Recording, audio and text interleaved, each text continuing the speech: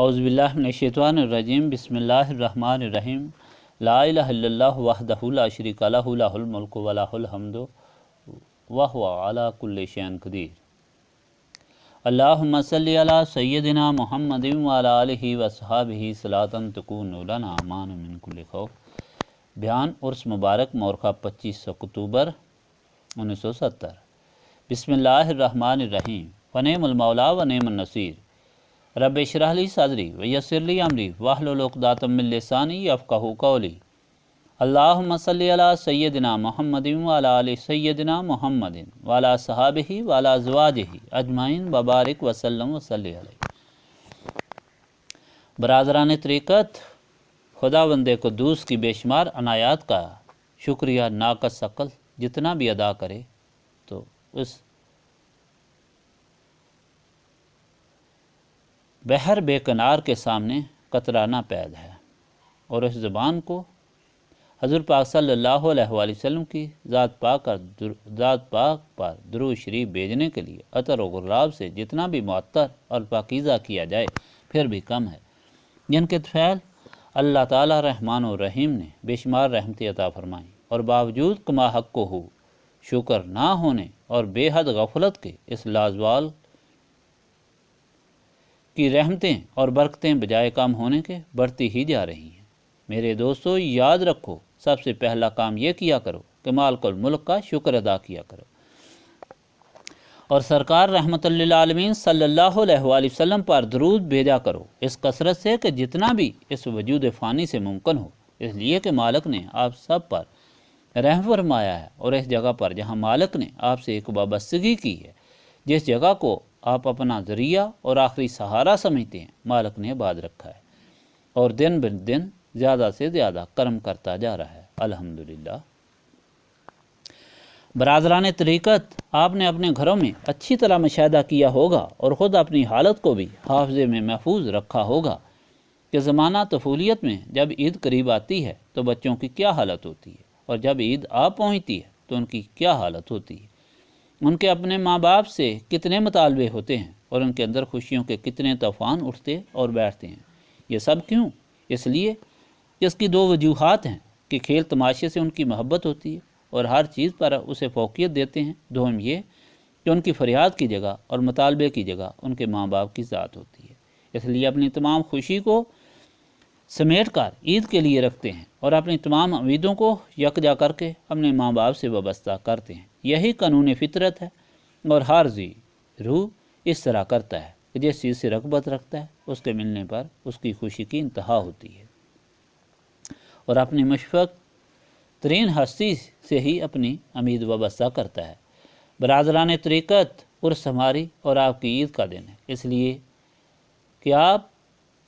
لیے کہ ہمارا اور آپ کا نسب العین خدا کا قرب اور خدا کی رضا ہے، یہ مطلب حاصل کرنے کا موقع ہوتا ہے۔ آپ دور دراز سے اپنے تمام ضروری کاموں کو چھوڑ کر یہاں پہنچتے ہیں۔ اندازہ لگائیں کہ لوگ اپنی دنیا کی فصل کاٹنے کے لیے اس قدر مصروف ہیں کہ آنکھ اٹھا کر بھی نہیں دیکھتے، اور آپ آخرت کی فصل کاٹنے کے لیے اتنی ہمت کر کے آئے ہیں کہ دنیا اور بود و باش سے بے پرواہ ہو کر آئے ہیں۔ اسی طرح ہم بھی سال بھر اسی تیاری اور انتظار میں رہتے ہیں کہ وہ دن کب آئے گا کہ خدا کے مہمان خدا کی خوشنودی کے لیے جمع ہوں گے اور ہم ان کی خدمت کریں گے، اور وہ دن کب آئے گا جب ہم مل کر اجتماعی طور پر خدا کی یاد میں مشغول ہوں گے اور خدا کی لامحدود برکتوں کے متلاشی ہوں گے، اور خدا ہم کو غلطیوں کی معافی عطا فرمائے گا، اور یہاں تک کہ ہمیں اپنی رحمت کی آغوش میں لپیٹ لے گا۔ حدیث پاک میں آیا ہے کہ اللہ تعالیٰ فرماتا ہے کہ جو لوگ اٹھتے بیٹھتے میرا ذکر کرتے ہیں تو ان کا ذکر میرے اوپر واجب ہو جاتا ہے، ان کی محبت مجھ پر واجب ہو جاتی ہے۔ جو لوگ میری طرف چل کر آتے ہیں میں ان کی طرف بھاگ کر آتا ہوں۔ الحمدللہ، جتنا بھی شکر ادا کریں کم ہے کہ آج خدا کی دی ہوئی توفیق سے ہم خدا کا ذکر کر رہے ہیں، اور اندازہ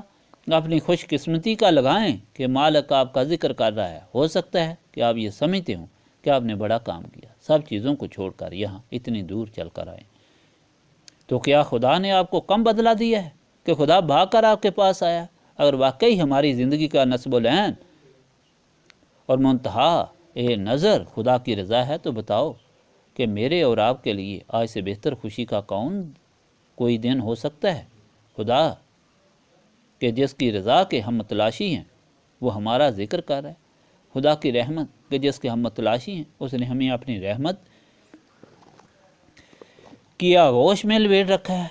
ہم اس موقع کے لیے جتنی بھی خوشی کریں اور جتنی بھی قربانی دیں حقیقت میں کم ہے۔ برادران طریقت، یہ تو واضح ہو گیا کہ جس طرح بچے عید کے دن پھولے نہیں سماتے، اسی طرح ہم آج کے دن خوشی میں سرمست ہیں۔ جس طرح خوشی سے بھرپور بچے اپنے شفیق ماں باپ سے مطالبہ اس طرح کرتے ہیں کہ ساری دنیا سمٹ کر ان کی آغوش میں آ جائے، اسی طرح آج ہماری اور آپ کی کیفیت بھی یہی ہے۔ وہ داتا جس کے اختیار میں سب کچھ ہے، جو سارے خزانوں کا مالک ہے، آج ہم پر اتنا مہربان ہے کہ ہمیں اپنی آغوش رحمت میں لپیٹے ہمارا ذکر کر رہا ہے۔ ہم کیا کیا اس سے ہم کیا اس سے مانگے؟ ہم ضعیف انسان ہیں، اس لیے خواہشات کا سمندر اپنے اندر رکھتے ہیں، جس کی وجہ سے تمیز نہیں کر سکتے کہ اپنی کس چیز کا مطالبہ کریں۔ برادران طریقت، اگر ہم دنیا بھر کی چیزوں کو آج مانگ لیں تو ہو سکتا ہے کہ وہ ہماری ضروریات کو پورا نہ کر سکیں، کیونکہ ہماری ضروریات آئے روز بدلتی اور بڑھتی ہیں۔ تو کیوں نہ ہم اپنے مالک سے ایسی چیز کا مطالبہ کریں کہ جس کے مل جانے سے دنیا مافیا ہمارے قدموں میں ہو اور ہم یوم الدین میں سرخرو اور سرفراز پیش ہو کر ابدی فائز المرام ہو جائیں، اور وہ چیز نسبت رسولی صلی اللہ علیہ وآلہ وسلم ہے۔ آج کا دن مالک کے سامنے بہترین چیز کے سوال کرنے کا ہے، جیسے دین اور دنیا دونوں بہتر ہو جائیں، اور وہ نسبت رسولی صلی اللہ علیہ وآلہ وسلم ہے، کیونکہ جب ہماری صحیح نسبت رسول پاک صلی اللہ علیہ وآلہ وسلم سے ہو جائے گی تو نہ صرف یہ جہان بلکہ دونوں جہانوں میں ہم کو سرخروئی اور سرفرازی حاصل ہوگی، اور جو بھی مراد ہمارے دل میں ہوگی خدا اس کو پورا کرے گا۔ رسول پاک صلی اللہ علیہ وآلہ وسلم کی غلامی میں صحیح طور پر داخل ہونے سے اور حضور پاک صلی اللہ علیہ وآلہ وسلم سے صحیح طور پر تعلق اور نسبت رکھنے سے ہی یہ جہان کہ جس کی نعمتوں کو دیکھ کر ہم حیران ہوتے ہیں اور للچاتے ہیں، یہ ہماری نظروں میں کوئی چیز نہ رہے گا، کیونکہ اس نسبت سے ہماری نظر جہاں عرش معلیٰ کی رحمتوں کا نظارہ کر لے گی وہاں تمام عالمین کو بھی دیکھ لے گی۔ اس طرح حقیقی دولت سے ہم سرفراز ہوں گے۔ مثنوی شریف میں مولانا روم صاحب نے واقعہ لکھا ہے کہ حضور پاک صلی اللہ علیہ وآلہ وسلم وضو فرما رہے تھے، اپنے موزے اتار کر رکھے تو اتنے میں ایک چیل حضور پاک صلی اللہ علیہ وآلہ وسلم کے اوپر سے گزری، تو اس نے ایک دم جھپٹ کر موزہ اٹھا لیا اور اوپر جا کر پھینکا تو اس کے اندر سے سانپ نکلا۔ مولانا روم فرماتے ہیں کہ وہ چیل جب حضور پاک صلی اللہ علیہ وآلہ وسلم کے اوپر سے گزری تو حضور پاک صلی اللہ علیہ وآلہ وسلم کے سر مبارک سے لے کر آسمان تک نور ہی نور تھا، جس میں سے گزرنے کے بعد چیل کی آنکھیں اتنی بینا ہو گئیں کہ اس کی نظر تحت الثری تک جاتی تھی، اور اس نظر سے اس نے سانپ دیکھ لیا اور موزہ مبارک اٹھا لیا تاکہ سانپ حضور پاک صلی اللہ علیہ وآلہ وسلم کو تکلیف نہ دے۔ اندازہ لگائیں کہ کسی چیل کو اس نور سے صرف عارضی تعلق ہونے پر کتنی وسیع نظر عطا ہوئی۔ اس طرح اگر ہماری نسبت حضور پاک صلی اللہ علیہ وآلہ وسلم سے ہو جائے تو یہ جہاں کہ جس کی ہزاروں خواہشیں ایسی ہیں کہ ہر خواہش پہ دم نکلتا ہے، یہ بے معنی ہو کر رہ جائیں گی، اور ہم حقیقی اور لازوال دولت سے مالا مال ہو جائیں گے۔ اس لیے برادران طریقت، آج ہمیں اس خوشی اور عطا کے موقع پر اس عظیم دولت کی درخواست کرنی چاہیے۔ اس موقع پر اگر میں ایک بات آپ سے اور ضروری کروں تو بے جانا ہوگی کہ یاد رکھیں کہ اتنے عظیم موقع کو ہم عارضی اور نفسانی چیزوں کے لیے گنوا دیں تو یا تو ایسا شخص ایمان ہی نہیں رکھتا یا ہماری بات پر یقین نہیں رکھتا، یا بہت بدقسمت اور بے عقل ہے۔ حضور پاک صلی اللہ علیہ وآلہ وسلم کی صحیح حدیث ہے کہ اللہ تعالیٰ فرماتا ہے، جب میری طرف بلایا جائے اور کوئی آدمی اپنی دنیاوی ضرورتوں کی وجہ سے نہ آئے تو میں اس پر ضرورتوں کے دروازے کھول دیتا ہوں کہ ضرورتیں قافلہ در قافلہ اس طرح چل پڑتی ہیں کہ ختم ہی نہیں ہوتی۔ میں آپ کے سامنے واقعہ بیان کروں جو حضرت پیر صاحب نے خود مجھے فرمایا کہ بادشاہ کابل امان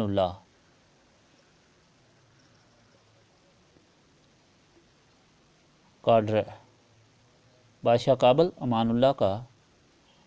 ڈرائیور یہاں آیا جو اس کے ساتھ یورپ کی سیر کے لیے گیا تھا۔ اس نے واقعہ بیان کیا کہ بادشاہ نے پورے یورپ کا جب پروگرام مرتب کیا تو اس میں مدینہ پاک اور مکہ معظمہ میں حاضری کا پروگرام بھی بنایا۔ یورپ جانے پر وہاں کی خوبصورت مناظر نے اس کو اتنا گرویدہ کر لیا کہ وقت زیادہ خرچ ہو گیا، اور کابل کی محبت نے اسے اس قدر تڑپا دیا کہ اس نے کہا کہ میں کابل کے بغیر نہیں رہ سکتا، اس لیے اب سیدھا جاؤں گا، پھر دوبارہ سلام کے لیے حاضر ہو جاؤں گا۔ اس کے ڈرائیور نے بیان کیا کہ میں موٹر 60 کلومیٹر فی گھنٹہ کی رفتار سے چلا رہا تھا، تو اس نے کہا کہ تم گاڑی ایسا چلا رہے ہو، اور میں بےتاب ہوں۔ چانچہ اس نے خود گاڑی چلائی، اور جب کابل کی حد تک پہنچا تو اتر کر کابل کی مٹی کو اٹھا کر چوما اور آنکھوں سے لگایا۔ کچھ عرصے بعد وہی لوگ اس کے مخالف ہو گئے، اور کابل سے بھاگ کر اس نے جان بچائی اور زندگی جلاوطنی میں گزاری۔ وطن سے محبت اور ضروری کام سب سے چھٹکارا ہو گیا۔ اس لیے صاحب عقل کے لیے ضروری ہے کہ وقت کی نوعیت کو پہچانیں، اور اگر ہمارا ایمان ہے کہ سب چیز خدا کے اختیار میں ہے، اور پھر خدا کی یاد کے لیے جب بلایا جائے تو جو چیز روکے وہ بدبختی ہے، تو اس سے بچنا ضروری ہے۔ اللہ تعالیٰ اپنی ذات پاک کے طفیل، اپنی پاک کلام قرآن مجید کے طفیل، اپنے پیارے حبیب حضرت محمد صلی اللہ علیہ وآلہ وسلم کے طفیل ہم کو گزشتہ گناہوں کی معافی عطا فرمائے، ہمارے دلوں کی تاریکی دور فرما کر نور معرفت سے ہمارے قلوب کو منور فرمائے، ہم کو آئندہ گناہوں سے بچائے، ہماری موت، ہماری حیات، ہماری جان، ہمارا مال، ہمارا ہر قول اور ہر فعل اپنی رضا کی خاطر رکھے، ہم کو اپنی جناب سے اپنی غلامی، اپنی بندگی اور نبی پاک صلی اللہ علیہ وآلہ وسلم کا سچا عشق عطا فرمائے۔ اللہ تعالیٰ حاضرین مجلس کی تمام آرزوئیں پوری فرمائے، غریب محتاجوں کو غنی کرے، مریضوں کو شفا عطا فرمائے، بے اولادوں کو اولاد عطا فرمائے، جو لوگ اس عرصے میں فوت ہو گئے ہیں پہاڑ کے یا باہر کے، ان کی مغفرت کے لیے دعا کریں، خادمین لنگر کے لیے دعا کریں، آمین۔ اللہم صلی علی سیدنا محمد وعلی آلہ وصحبہ صلاۃ تکون لنا امان من کل خوف، ربنا تقبل منا انک انت السمیع العلیم وتب علینا انک انت التواب الرحیم۔ سبحانک ربک رب العزۃ عما یصفون وسلام علی المرسلین والحمد للہ رب العالمین۔